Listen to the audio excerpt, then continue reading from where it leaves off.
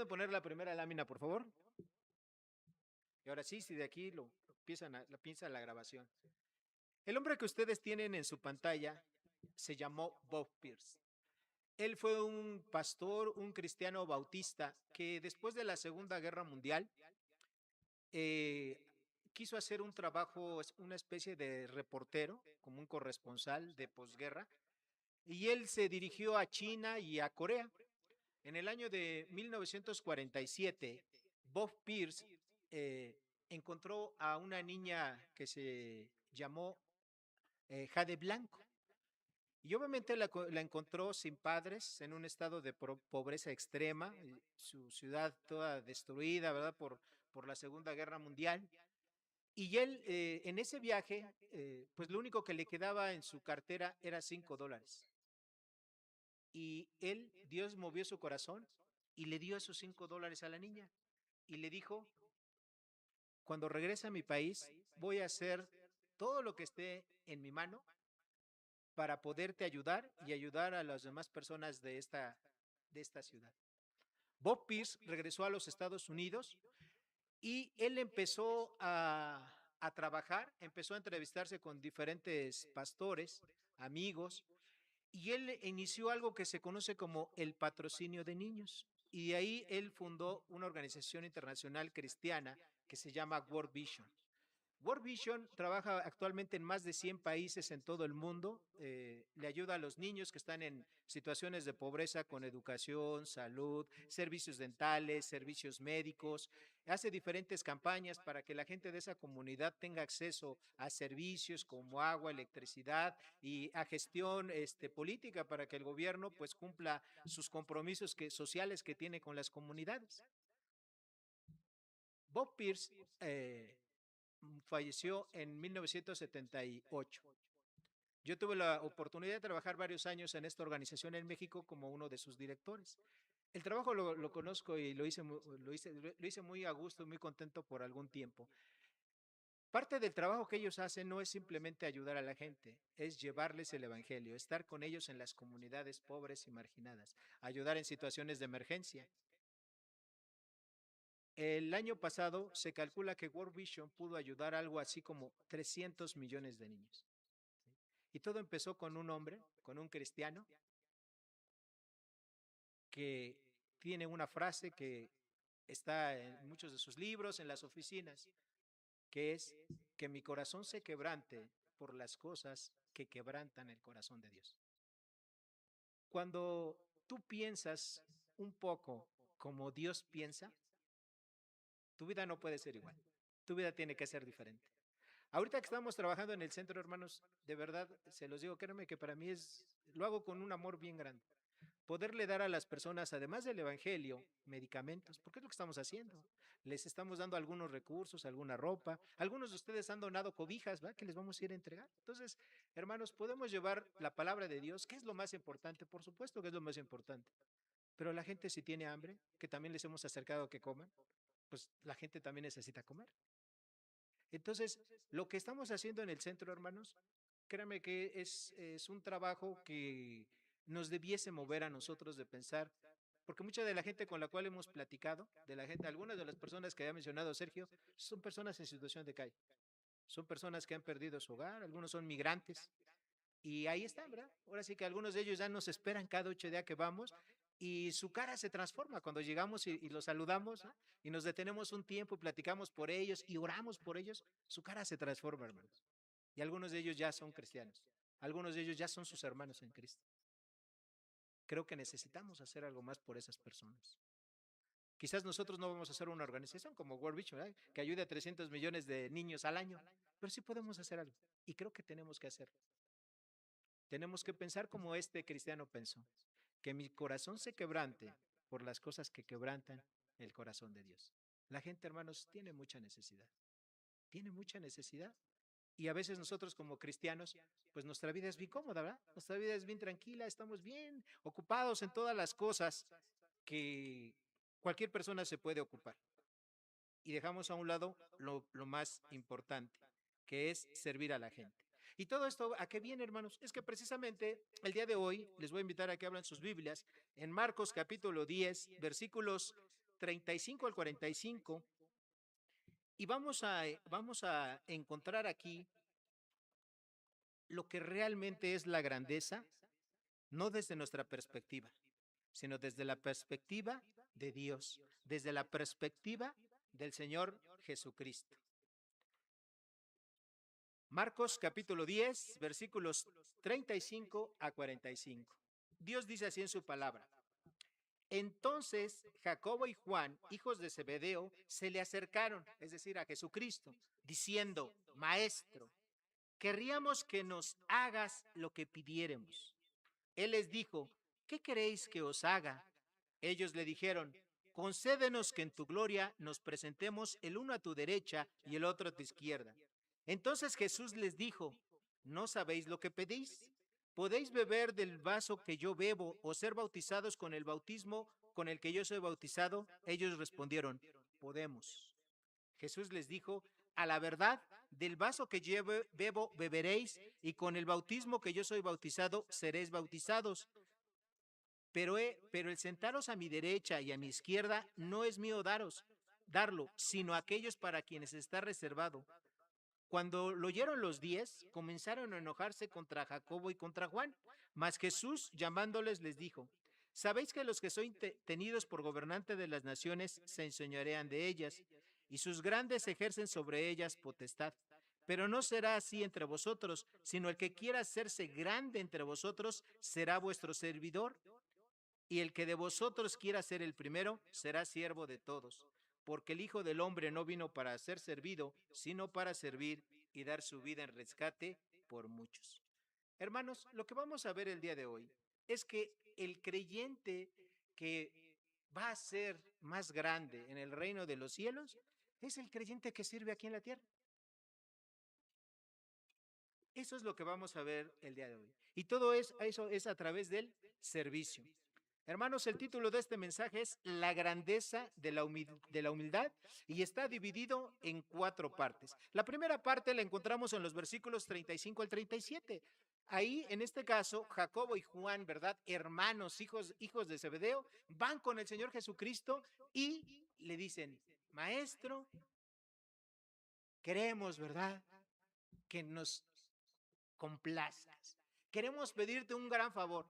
Obviamente ellos no lo dijeron, pero en versículos anteriores, nosotros, uno de ellos, que bueno, no fue de estos dos, sino fue Pedro, que dijo: Maestro, nosotros hemos dejado, ¿verdad?, padre, madre, casa, tierra, todo, va, y te hemos seguido.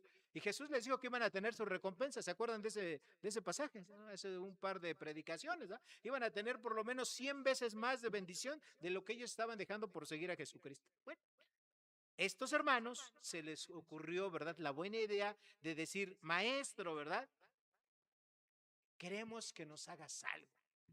Que cuando tú, ¿verdad?, ya estés allá en el cielo, nosotros, ¿verdad?, ocupemos los lugares más importantes en el cielo.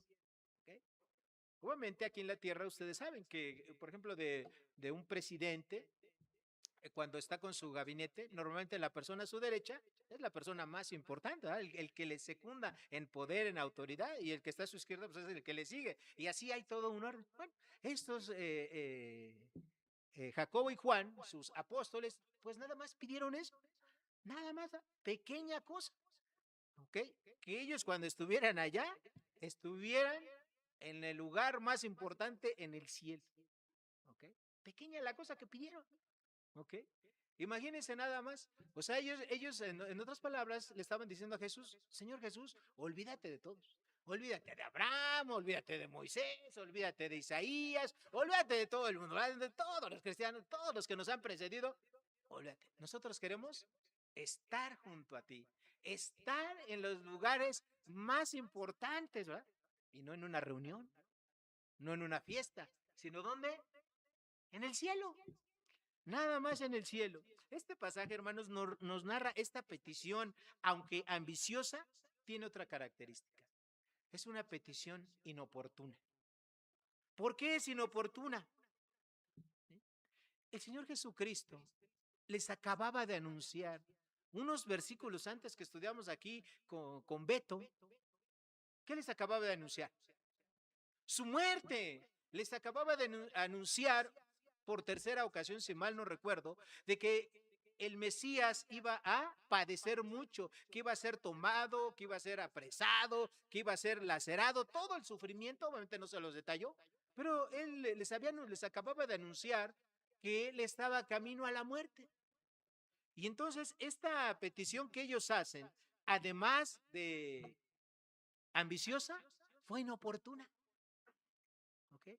Fue totalmente inoportuna. ¿Okay? Es muy probable que esta petición que le hacen Juan y Jacobo al Señor Jesús, y ustedes saben que Jacobo para nosotros es más conocido como Santiago, que esta petición que le hacen es algo que ellos ya habían platicado previamente. O sea, no fue algo que se les ocurrió ahí en el momento, sino que eso es algo que ya ellos habían platicado. Y obviamente, pues se les ocurrió, ¿verdad? Que este era un buen momento para pedirle a Jesús esta petición. Ahora, nosotros como cristianos, ¿cómo podemos aplicar esto en nuestra vida? Nosotros en ocasiones somos igual que Juan y Jacob. Pedimos a alguien un favor, una ayuda, pero lo hacemos en el momento menos oportuno. A veces llega el señor de trabajar, llega cansado, a lo mejor tuvo un día difícil. Y en ese momento, uno de tus hijos, bueno, obviamente, todos los que trabajan, ¿verdad? Saben lo que es llegar un día pesado, ¿verdad? A su casa, cansado, fastidiado, a lo mejor el tráfico, tu jefe te trató mal, te salieron mal las cosas, etcétera. Tú lo que quieres llegar es a tu casa, descansar, olvidarte un poquito. Y en ese momento, uno de tus hijos te pide algo. Papá, ¿me podrías llevar en este momento, verdad? A tal lugar. Entonces, pues la petición a lo mejor no es mala, pero a lo mejor es inoportuna. ¿Okay? Nosotros tenemos que aprender, queridos hermanos, cuál es el tiempo propicio para pedir las cosas, para hacer las cosas. Lo segundo que nosotros aprendemos en este pasaje es que tenemos que ser sensibles. El Señor Jesucristo les había dado un anuncio, pues yo creo que era la peor noticia que ellos pudiesen haber recibido, que Él iba a morir, que su maestro, que la persona que había convivido con él en los últimos 2 años, por quien habían dejado todo ellos, pues iba a morir. Y para eso no faltaba mucho tiempo. Entonces, ellos no escogieron el momento adecuado. A veces somos inoportunos con lo que pedimos. La gente también compara o cree que las iglesias son como en una empresa privada o como un trabajo en el gobierno, donde a lo mejor por favoritismo, pues la gente le dan un cargo. No, en la iglesia no debe de ser así, hermanos. En la iglesia los cristianos que sirven en primer lugar porque ellos quieren, de una manera voluntaria. En segundo lugar porque tienen un llamado específico de Dios y obviamente las autoridades sirven para confirmarlos. Y las autoridades tienen que brindar la oportunidad de que el cristiano se desarrolle, ¿verdad? En sus dones, que aplique sus dones, sus talentos y que sirva. En una iglesia cristiana no debe de haber dedazos, ni mucho menos. O poner a la gente en cargos, o hacer trabajos por simpatías, porque son amigos, etcétera. No. La iglesia tiene que funcionar de una manera diferente. Tiene que funcionar a través del servicio. Ese es el principal elemento, ¿verdad? Que una persona debe de considerar. Tiene que trabajar, tiene que servir primero para poder ocupar un cargo. ¿Sí? Porque si no es de esa forma, pues simplemente se está haciendo algo incorrecto.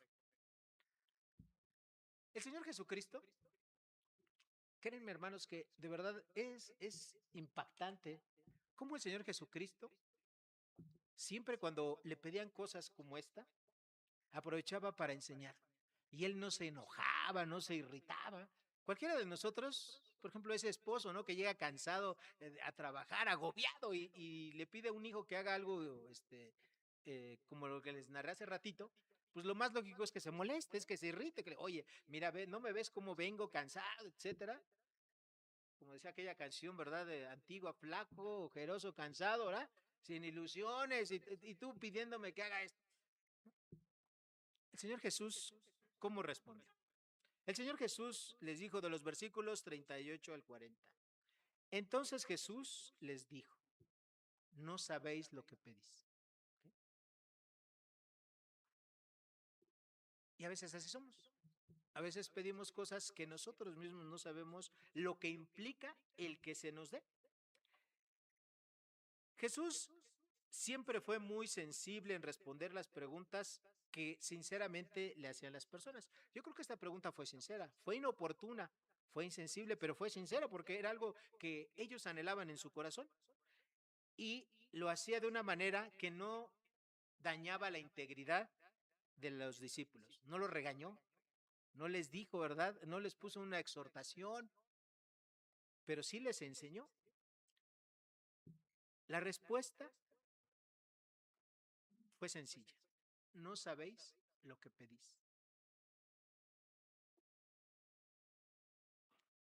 Jesús después de eso les dijo algo y que a veces esto ha sido objeto, es el siguiente versículo, de una mala interpretación. Jesús les dijo, ¿podéis beber del vaso que yo bebo o ser bautizados con el bautismo con que yo soy bautizado? Ellos dijeron, podemos. Jesús, ¿qué les dijo? Pues sí, sí, sí lo pueden hacer, pero Jesús no se estaba refiriendo al hecho mismo de bautizarse. Ellos ya se habían bautizado. ¿Sí? Al igual que Jesús fue bautizado por Juan el Bautista, ellos ya se habían bautizado para ese momento. No se estaba refiriendo a eso, ni tampoco se estaba refiriendo a que compartieran, ¿verdad?, beber una copa físicamente, sino a lo que se estaba refiriendo Jesucristo cuando les dijo que si ellos podían beber esa copa, se estaba refiriendo al sufrimiento. Y sí, cuando Jesús le dijo, sí pueden, sí, ustedes van a padecer. Es lo que Jesús les estaba diciendo. Jesús o sea, Jesús les preguntó y ellos seguramente se imaginaron que se estaba refiriendo a cosas materiales, a lo tangible, pero no. Cuando ellos dijeron que sí, Jesús les dijo, sí, lo pueden hacer. ¿Por qué? Porque se estaba refiriendo a esa copa significa los padecimientos. ¿Se acuerdan cuando Jesús oró en Getsemaní? ¿Sí se acuerdan? Ahí Jesús oró en Getsemaní una noche la noche que fue entregado. ¿Se acuerdan de ello? Y la Biblia dice, ¿verdad? Que de su frente, ¿qué salían? Gotas de sangre. Bueno, y la gente se puede decir, ¿y eso es posible? Sí, es posible. Cuando una persona está sujeto a un estrés tremendo, puede sudar sangre. ¿Sí? Se rompen los vasitos de la cabeza y puede sudar sangre. El Señor Jesús su cuerpo estaba sujeto a un estrés tan tremendo por lo que él sabía que le iba a acontecer. La muerte espantosa ya la describió Beto hace 8 días. ¿Okay? Y él sabía todo eso que él ya sabía lo que iba a pasar. Entonces, Jesús cuando le estaba diciendo que si podían, ¿verdad?, beber la copa, se refería, cuando él les dijo, ellos dijeron, sí podemos, y dijeron, sí, a la verdad del vaso que yo bebo, beberéis. Se estaba refiriendo a que ellos iban a padecer, a sufrir como él sufrió. Más adelante, los discípulos sufrieron encarcelamientos, ¿sí? Pedro y Juan estuvieron encarcelados, fueron muertos con violencia, prácticamente todos, salvo Juan, pero eso no quiere decir que el apóstol Juan no lo hayan atentado que matar varias veces y de todas Dios los libró. Y obviamente cuando aquí Jesús les dice que con el bautismo se refiere no a que se bautizaran, como yo les dije, en agua, sino se refería a que murieran. Y sí, evidentemente todos murieron por la causa de Jesucristo. ¿Okay? Eso es lo que quiere decir esta frase. Y en el versículo 40, Jesús, ¿qué les dice? Pero el que ustedes se sienten a mi derecha y a mi izquierda, bueno, me salté el 39, ellos dijeron podemos. Jesús les dijo a la verdad, del vaso que yo bebo beberéis y del bautismo con que yo soy bautizado seréis bautizados, es decir, penas, sufrimiento y la muerte, igual que Jesús. Y después, pero el que ustedes se sienten a mi derecha y a mi izquierda, dice, no me es dado a mí. O sea, yo no se los puedo entregar en este momento. ¿Por qué? Porque en esos momentos ellos apenas iban a empezar realmente, cuando él ya no estuviera aquí en la tierra, iban a empezar su ministerio real. ¿Ok? Y obviamente el Señor Jesús conocía todo, conocía el futuro de lo que ellos iban a hacer. Y ese lugar de autoridad, imagínense, imagínense ustedes el cuadro, ¿verdad? En el cielo, el orden, ¿cuál es? Está sentado Dios, ¿no? En el lugar más importante. Ese lugar se lo ha cedido a Jesucristo. Y al otro lado está el Espíritu Santo. Son los tres lugares más importantes. ¿Ok? Entonces, Jesús no le pudo haber dicho a Jacobo y a Juan, pues sí, te voy a dar el lugar de Dios y el lugar del Espíritu Santo. Esos lugares ya están ocupados. ¿Sí me explicó? Entonces Jesús les dice lo siguiente: pero sentaros a mi derecha y a mi izquierda, no es mío darlos, sino para aquellos que está reservado. Obviamente después de Dios, el Espíritu Santo y Jesús, pues seguirán todos o siguen todos, ¿verdad? Los grandes hombres que han servido a Dios. Y ahí estarán en esos lugares. Aplicaciones para nosotros, hermanos. ¿Quieres ocupar un lugar importante en el cielo? ¿Sí? Una que otra vocecita digo que sí, ¿verdad? Si quieres ocupar un lugar importante en el cielo, querido hermano, querida hermana, ese lugar se gana aquí. Se gana trabajando para Dios. Aquí se gana. Nosotros sabemos que la salvación es por gracia, ¿correcto o no? ¿Te cuesta algo tu salvación? La salvación es por gracia, no te cuesta nada.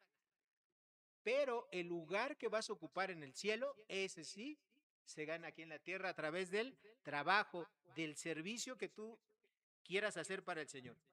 Dios tiene reservado para los creyentes fieles y que trabajan aquí en la tierra, en primera instancia, algo que la Biblia llama recompensas, coronas o...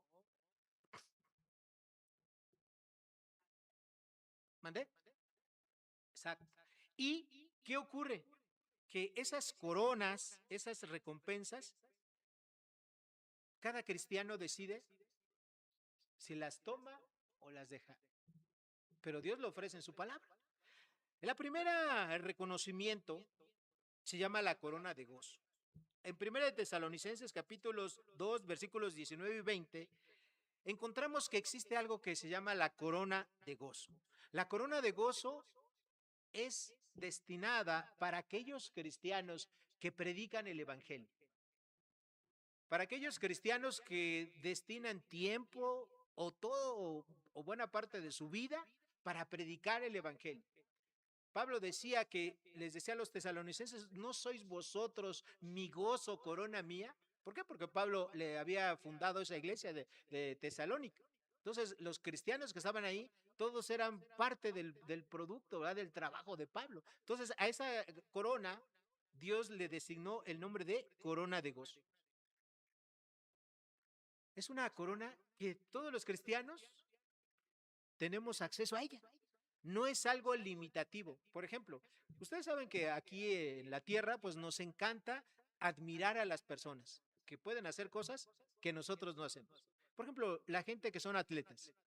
Pues admiramos a aquellos que son súper rápidos, ¿no? Veloces, que pueden correr los 100 metros en menos de 10 segundos.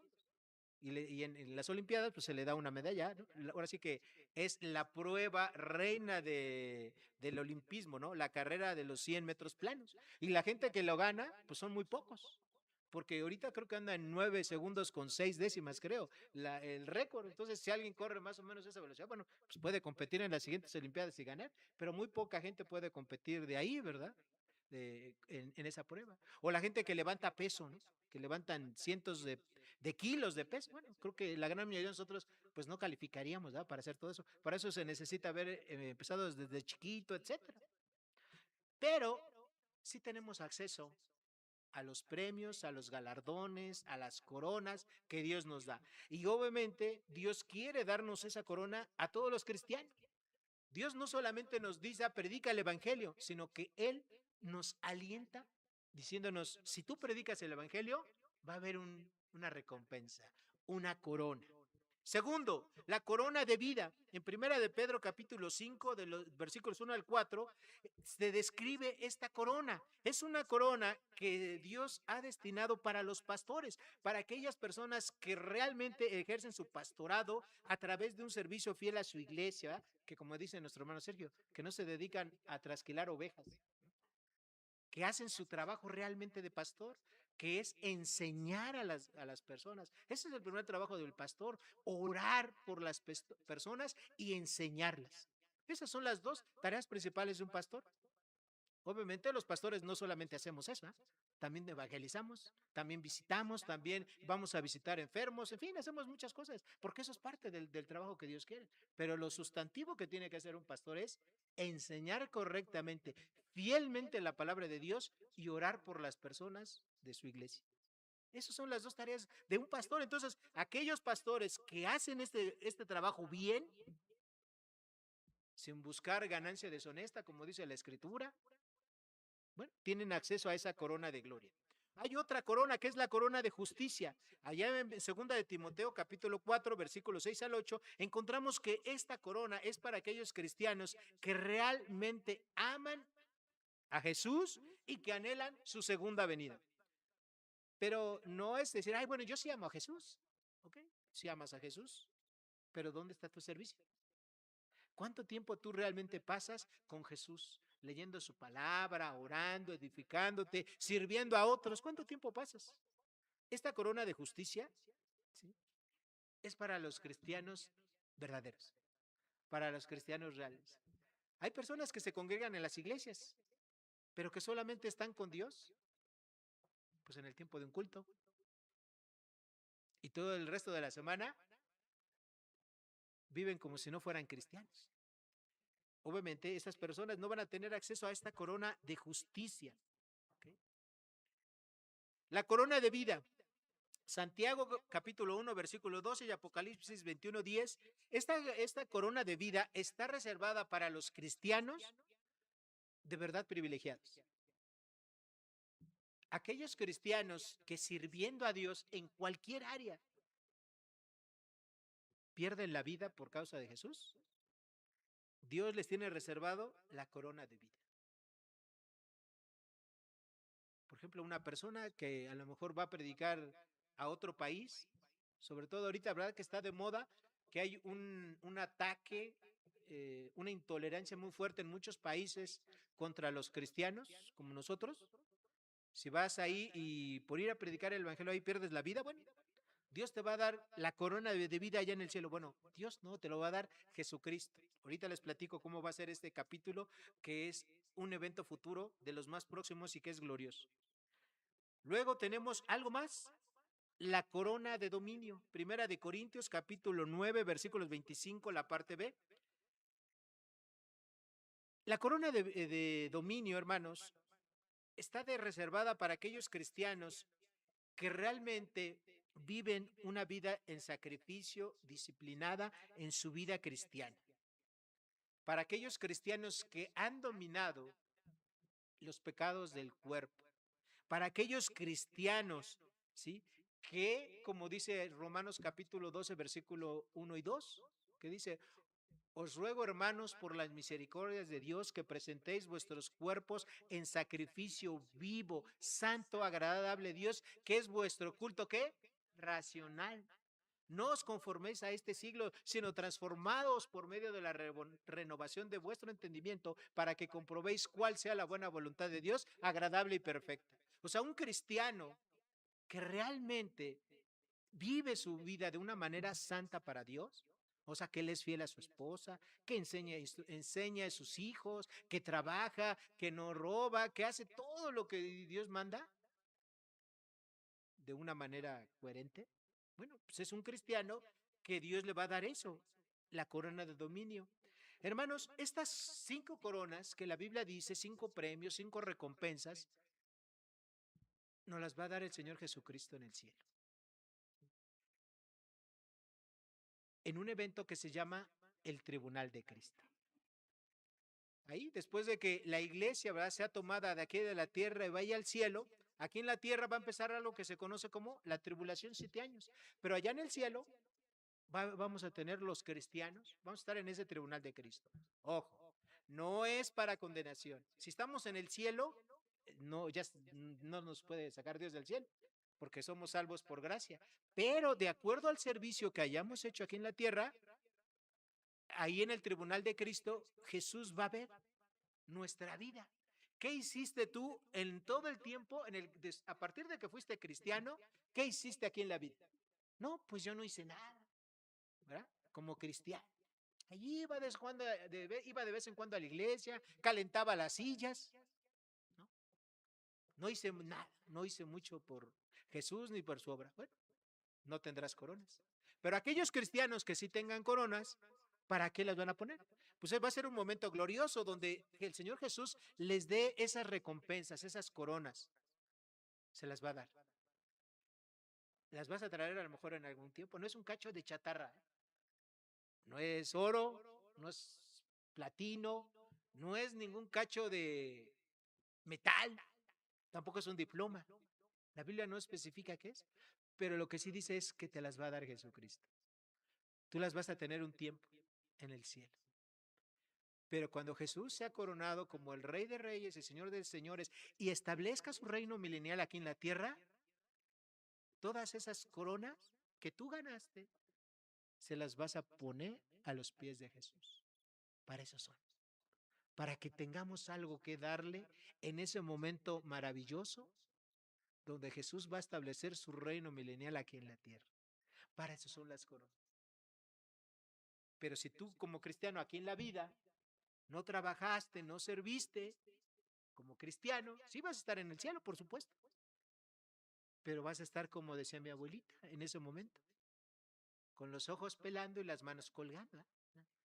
No vas a tener nada que ofrecerle a Dios, a Jesús que te salvó, que entregó su vida por ti, que dejó el cielo, su lugar de gloria, para venir a este mundo y salvar. La oportunidad que tenemos, hermanos, solamente es esta, mientras estemos aquí con vida. Y esa es la gran oportunidad.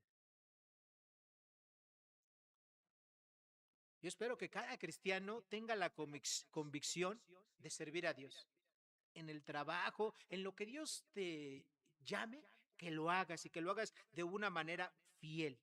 ¿Okay?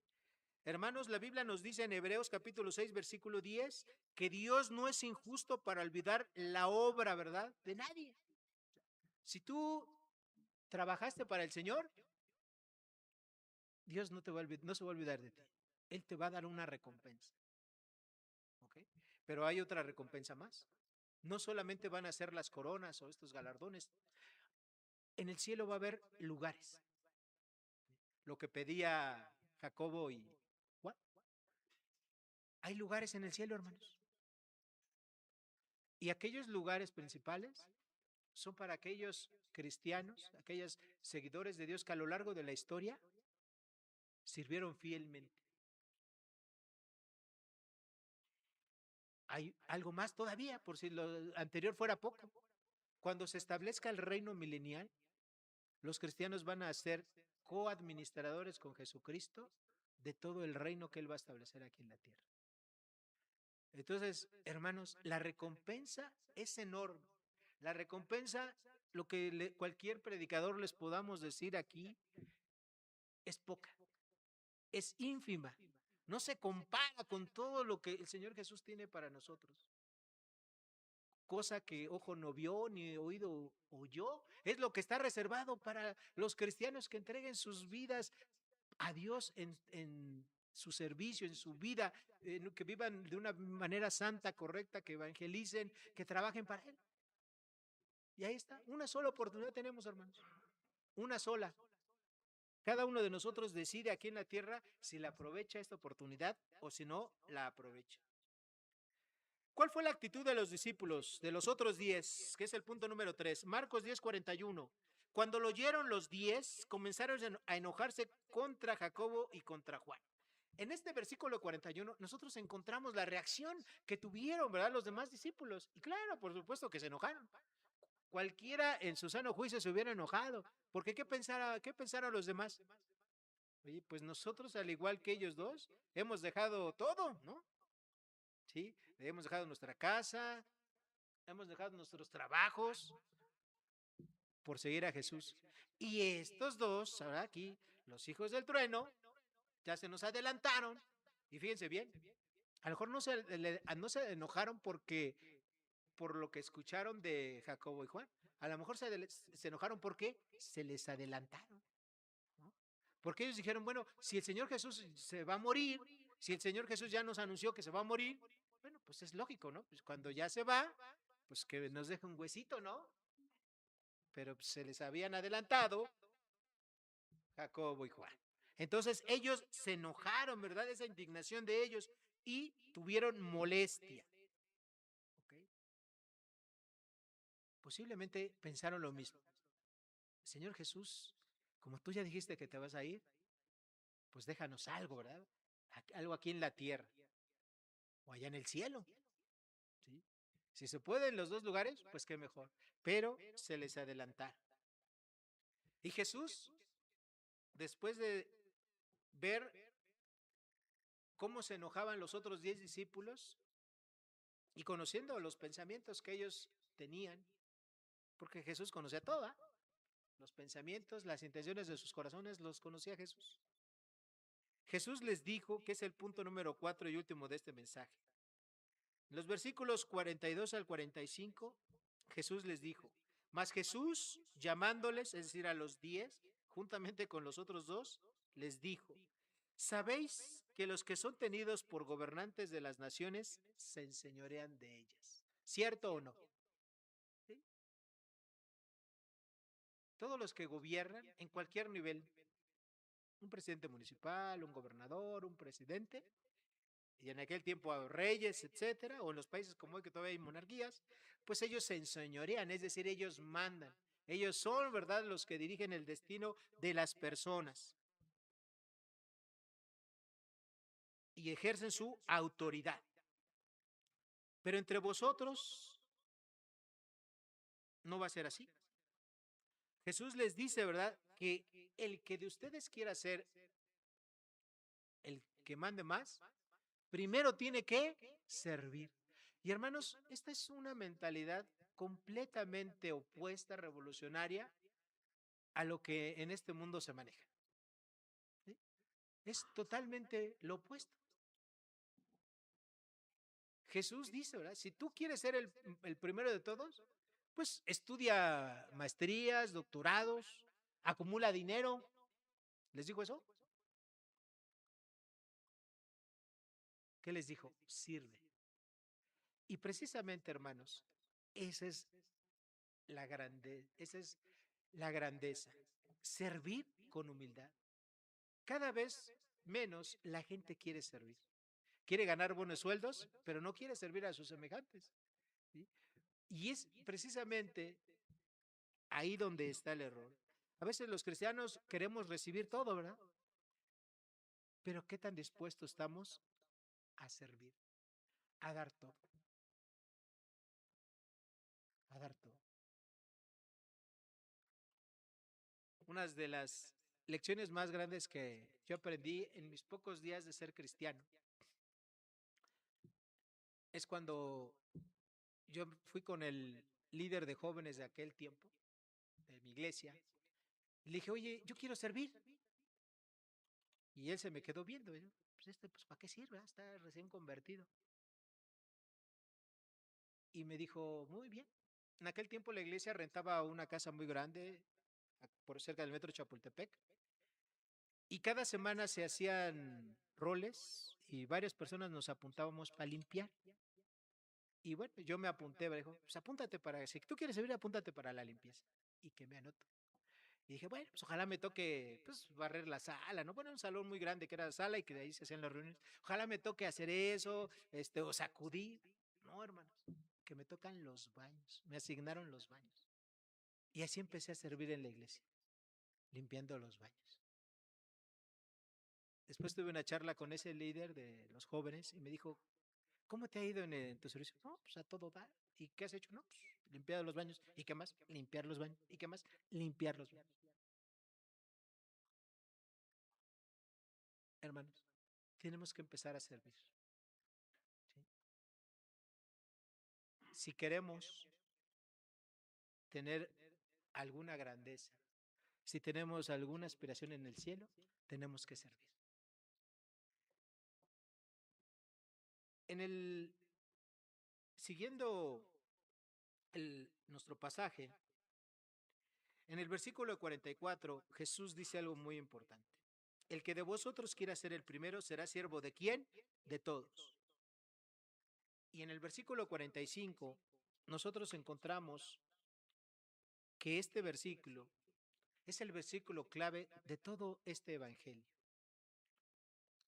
Jesús dijo, porque el Hijo del Hombre no vino para ser servido, sino para servir y para dar su vida en rescate por muchos. Hermanos, Jesús, siendo Dios, se humilló, ¿verdad? Como dice la Escritura, hasta lo sumo. Es decir, la humillación total fue la de Cristo. Dejando su trono de gloria, dejando el cielo, la adoración que por toda la eternidad pasada había tenido de parte de los ángeles y de los hombres de acá, todo eso lo dejó para humillarse, para venir y nacer como cualquier ser humano. Eso en sí mismo ya es una humillación, como dice la Escritura, ¿no?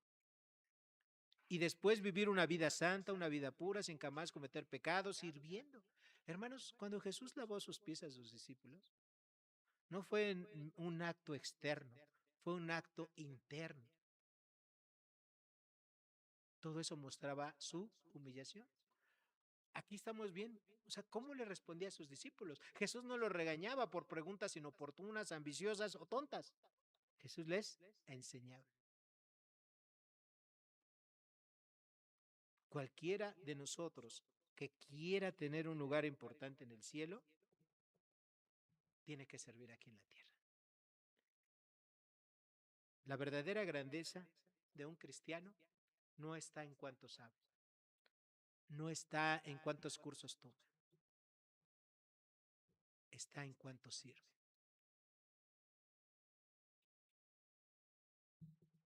En las iglesias debiésemos tener un aparatito que se llama un servitrómetro, ¿no? Y que cada cristiano pasara ahí y se midiera. ¿Qué tanto está siendo útil tu vida para la obra de Dios? A lo mejor algunos no alcanzaríamos ni la escala primera, ¿no? Algunos a lo mejor estaríamos un poquito más avanzados. Pero todos deberíamos estar conscientes de que necesitamos servir, de que solamente tenemos una vida y que además en esta vida, queridos hermanos, pues es difícil hacer cosas a los 100 años. ¿A poco no? Yo creo que después de los 55, 60 años, pues nuestros cuerpos se cansan, ya no son los mismos, ¿no? Nos empiezan a salir las enfermedades, los achaques, los padecimientos propios de la vejez y no podemos servir que lo mismo que cuando estabas joven. Pero tú que estás joven y que todavía no llegas a estas edades, piensa, ¿a qué voy a dedicar mi vida? ¿Cómo voy a servir a Dios? Y aunque usted también sea mayor, y aunque usted pueda tener muchas limitantes físicas, usted también puede servir a Dios. Usted puede ser ampliamente utilizado por Dios si usted lo quiere hacer. El trabajo para Dios siempre tiene vacantes. Siempre tiene vacantes. Hay demasiado trabajo que hacer en las iglesias y fuera de las iglesias. Lo que siempre falta son cristianos que lo quieran hacer. Todo aquel discípulo que quiera ser el primero, antes que sus hermanos de fe, tiene que ser el primero en servir a todos. Recuerden que la palabra que se traduce aquí como siervo o servicio es la palabra esclavo. En otras palabras, si quieres tener un lugar importante en el cielo, tienes que servir aquí en la tierra. Con esto termino. El cristiano que no vive para servir a sus hermanos no está viviendo una vida cristiana adecuada. Tenemos que servirnos los unos a los otros con todo amor, sin murmuraciones, como dice la palabra. Y para terminar, solamente te puedo decir tres cosas. Sirve, sirve y sirve. Ahí está. Vamos a orar. Padre Santo, agradecemos, Señor, por tu palabra. Dios, porque sin duda alguna siempre nos exhorta, siempre nos lleva, Señor, a confrontarnos, Señor. Ayúdanos a vernos, Señor, como tú nos ves. Y, Señor, si hasta este momento de mi vida yo he vivido una vida cristiana, sin poder servirte, sin poder dedicar un tiempo, un esfuerzo para tu obra, te pido que me perdones, que tu Espíritu Santo me fortalezca y que tú me guíes, Señor, y me pongas el lugar en el cual tú quieres que yo te sirva, Señor. Sabiendo, Padre, de que solamente tenemos esta vida, una sola vida tenemos para servirte. Y que sería sabio servirte, Señor, ahora que podemos, antes que lleguen los tiempos en los cuales podamos decir, no tengo contentamiento, Señor, que son los tiempos de la adultez o los tiempos de la enfermedad. Y ahora que lo podemos hacer, Señor, pues lo hagamos con gusto, sabiendo que servimos, Señor, al mejor patrón, al mejor jefe, aquel, Señor, que nunca nos va a defraudar, a nuestro Señor y Salvador Jesucristo, quien, Señor, jamás se va a olvidar del trabajo que hagamos, por pequeño que nosotros consideremos que sea. Ayúdanos, Señor, para tener una visión, Señor, y para que a nosotros, Señor, nos interesen las cosas que a ti te interesan. En el nombre de tu Hijo amado Cristo Jesús, te pedimos todo esto y te lo agradecemos de antemano. Amén y amén. Hermanos, que Dios les bendiga.